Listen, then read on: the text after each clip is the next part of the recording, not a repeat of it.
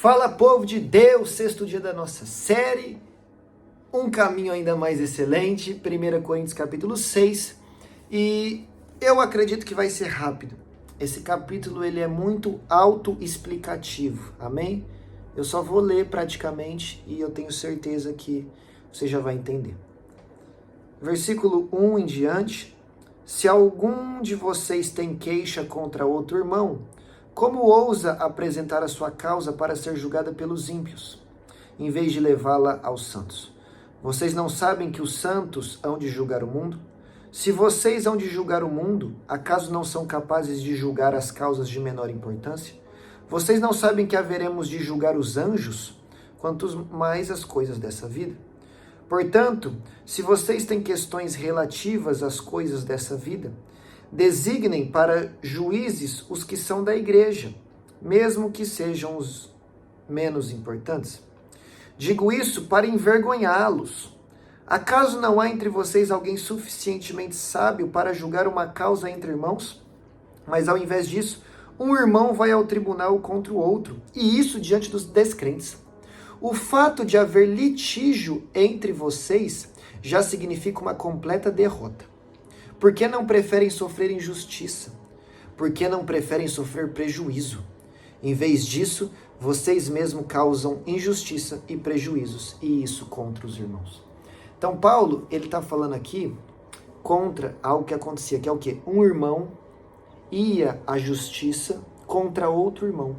É um irmão processando o outro diante dos descrentes, para que um juiz ímpio dê a causa para um lado ou para o outro. Paulo está falando, isso é vergonha, isso é motivo de derrota. Um irmão deveria resolver a causa contra o seu outro irmão dentro da própria igreja, entre si, ou sendo mediado por alguém que também tem a mesma fé. Aí Paulo fala, já é vergonha e derrota, um tá contra o outro. Ainda mais um contra o outro diante do ímpio.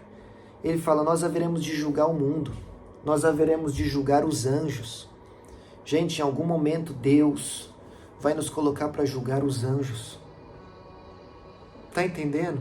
Será que nós não conseguimos ter um julgamento justo diante de um problema entre irmãos?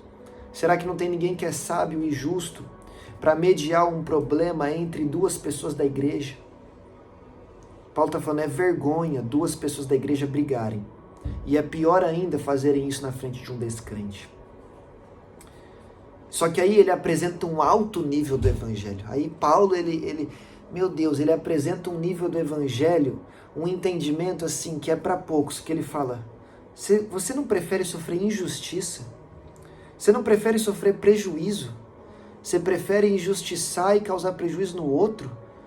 Paulo está falando, o evangelho verdadeiro, se você tivesse entendido, você seria prejudicado, você sairia no prejuízo, mas deixaria por isso mesmo.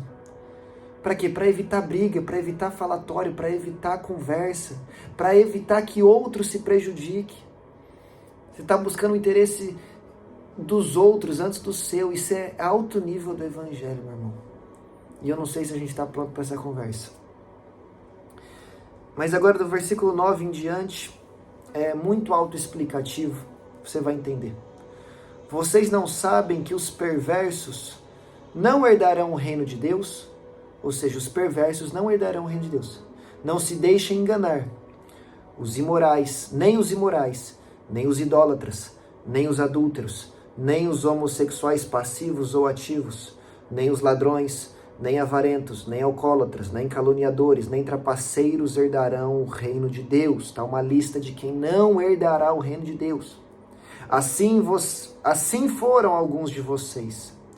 Mas vocês foram lavados, foram santificados, foram justificados no nome do Senhor Jesus Cristo e no Espírito do nosso Deus. Então Paulo está falando, essa lista aqui, quem pratica essas coisas não herda o reino de Deus. Aí ele fala, vocês eram assim, mas foram lavados, santificados e justificados. Ou seja, entender o evangelho. E quem entende o evangelho, e quem foi realmente lavado, quem foi realmente santificado, e quem foi realmente justificado, era assim, não é mais. Ou seja, mudou de vida. Teve uma transformação nas suas atitudes, no seu modo de viver. Evangelho é transformação. Evangelho é transformação. Quem mentia não mente mais, quem roubava não rouba mais, quem adulterava não adultera mais.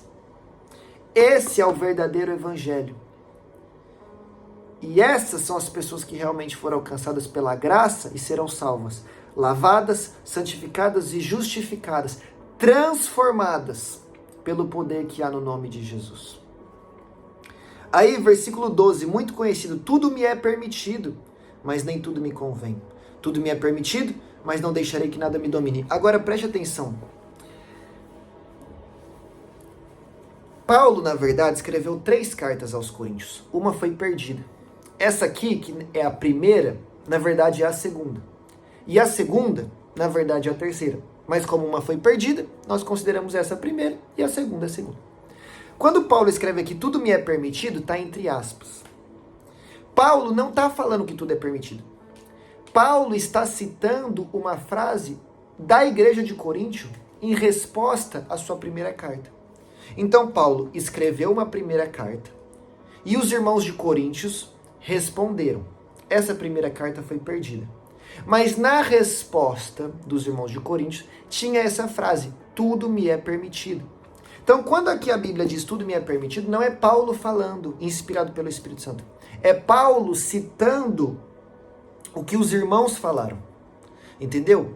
Então, Paulo não está falando que tudo é permitido. A frase de Paulo é a seguinte: nem tudo convém e não me deixarei ser dominado por nada. Tá? Isso tira o peso do tudo me é permitido. Porque as pessoas leem isso aqui e falam: eu posso tudo. Eu posso. Nem tudo me convém, mas poder eu posso. Então, se eu achar que para mim tá bom, acabou, é isso. Não, a Bíblia não tá compactuando com tudo me é permitido. Entendeu? A Bíblia está compactuando com nem tudo convém, e a Bíblia está compactuando com não me deixarei ser dominado por nada, porque aquilo que te domina te faz escravo. Se você hoje é dominado por ver Netflix todos os dias, e aí você não ora e não lê, tô dando um exemplo banal, você é escravo do Netflix. Entendeu? E isso é para tudo, é para todo tipo de coisa. Se você não consegue não ver o jogo do seu time no domingo para ir na igreja, você é dominado por isso. Entendeu? E a gente poderia falar de álcool, de cigarro, de roubo, de adultério, enfim, os pecados aí mais sempre falado em pregação. Ou qualquer outro, qualquer coisa que te domina é algo que não te convém. Porque se te domina, te faz escravo. Entendeu? Tem gente que não consegue dar uma folga, um descanso. É dominado pelo trabalho. É dominado, se tornou escravo do trabalho. Trabalho é pecado? Não. Só que a pessoa se tornou dominada por isso. O trabalho se tornou um ídolo. O trabalho rouba o tempo de estar com a família, rouba o tempo de estar com Deus. E não é por necessidade, é porque a pessoa está completamente dominada por aquilo ali. A pessoa no domingo não precisa abrir o negócio e abre. Porque ela é maluca por trabalho. Ela entrou na mente dela de uma forma que dominou, tornou ela escrava. Entendeu? Então nem era pecado, mas se torna um pecado. Nem tudo convém. Não deixarei que nada me domine. Só tem um que domina sobre mim, e é Cristo. De resto, eu não deixarei que nada me domine, porque o que te domina te faz escravo. Você quer ser escravo de alguma coisa? Versículo 13. Os alimentos foram feitos para o estômago e o estômago para os elementos, mas Deus destruirá ambos. O corpo, porém, não é para a imoralidade, mas para o Senhor, e o Senhor para o corpo. Por seu poder, Deus ressuscitou o Senhor e também nos ressuscitará. Vocês não sabem que os seus corpos são membros de Cristo?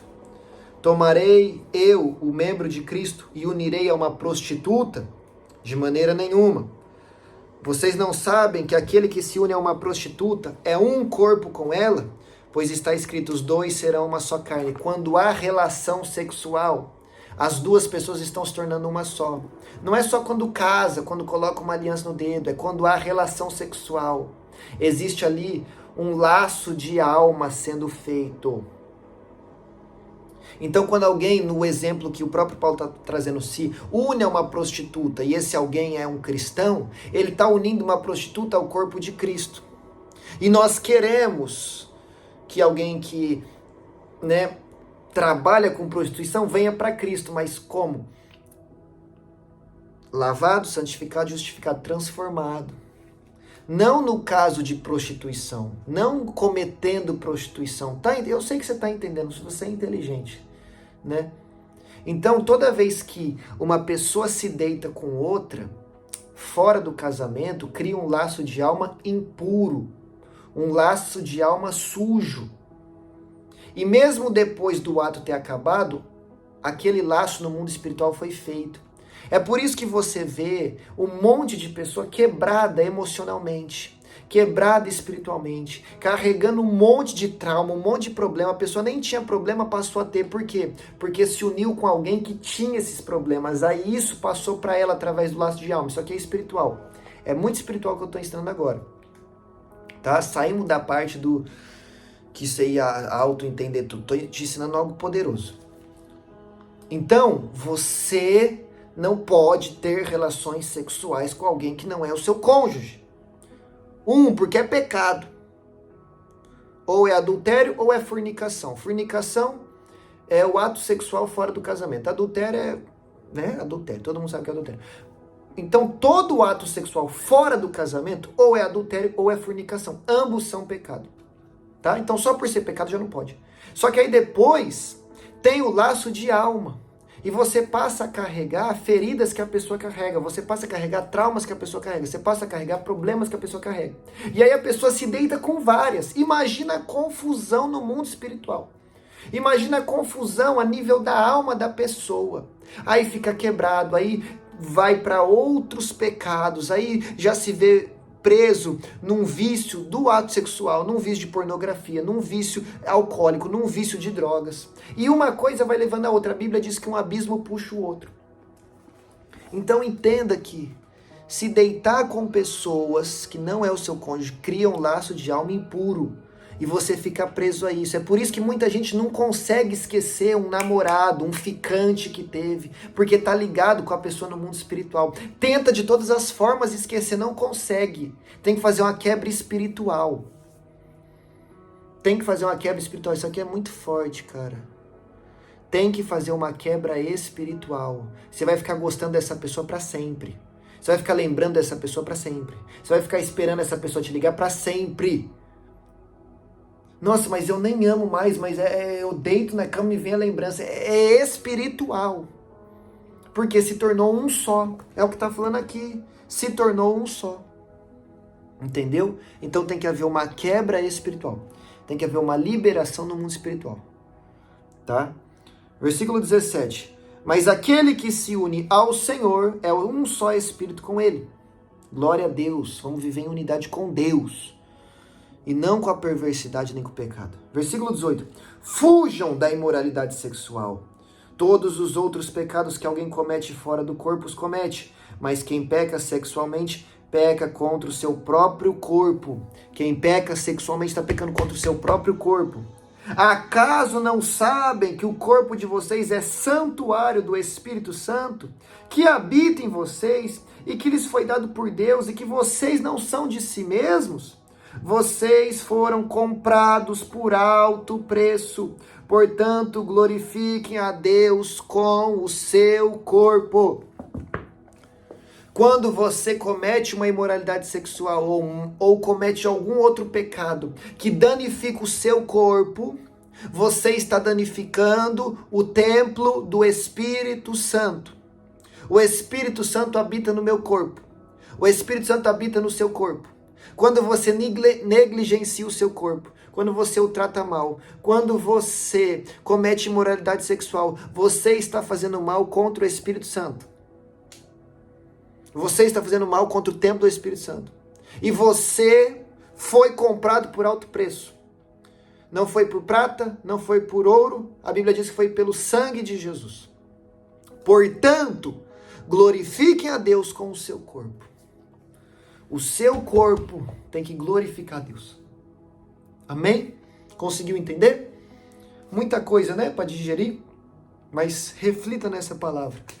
E reflita se o seu corpo, se o seu modo de viver tem glorificado a Deus. Se você faz parte daquela lista que não herdará o reino dos céus. Se você fizer parte, procure conhecer a Deus verdadeiramente. Procure se arrepender. Procure entender o porquê de que cada um daqueles itens desagrada a Deus. E vive uma vida em santidade, porque vale a pena. Vale a pena renunciar a tudo nessa terra, gente, para ir morar no céu. A terra é passageira. Vamos viver aqui o quê? 100 anos no máximo? Céu ou inferno é eterno. Vale a pena renunciar coisas aqui para ir viver a eternidade ao lado dele. Amém? Que Deus te abençoe. Te espero que amanhã no capítulo 7.